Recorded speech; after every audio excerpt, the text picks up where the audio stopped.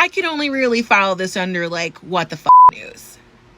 This is Kenneth Dean Lee, and this photo was taken while he was in prison in Aurora, Colorado.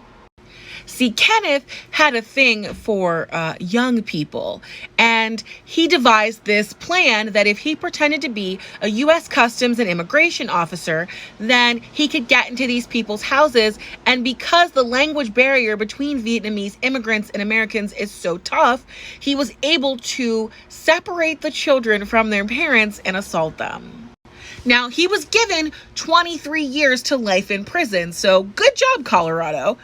And then once he was already in prison, they discovered that he had actually been doing this back in the 90s. So they added an additional 10 years to his sentence. So bare minimum, Kenneth should have been doing 33 years in prison.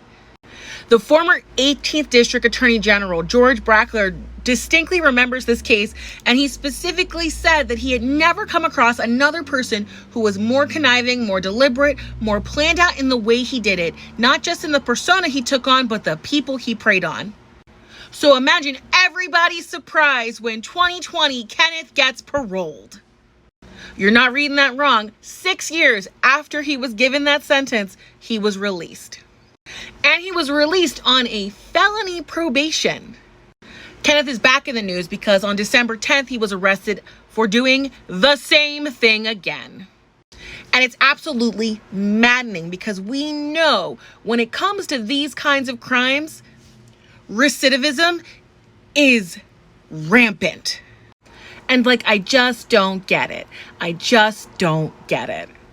And here's the thing, statistically across the board, sexual offenders reoffend roughly 22% of the time. Violent offenders, 33.9%, and people who are in prison reoffend roughly 45.6% again. So if we know this in America, we know that these kinds of offenders are gonna do it again. There's a 1 in 5 chance that they're gonna do it again. I don't understand why parole is even up on the board. If we're gonna hashtag save the children, we just need better laws, stricter punishments for people who do these kinds of things, because Kenneth's victims were 6 and 7 years old. And CSA is life-shattering, life-ruining for its victims.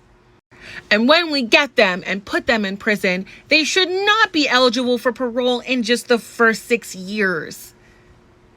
Kenneth is currently being held on $1 million bond. Maybe this time we can keep him in prison for at least 30 years.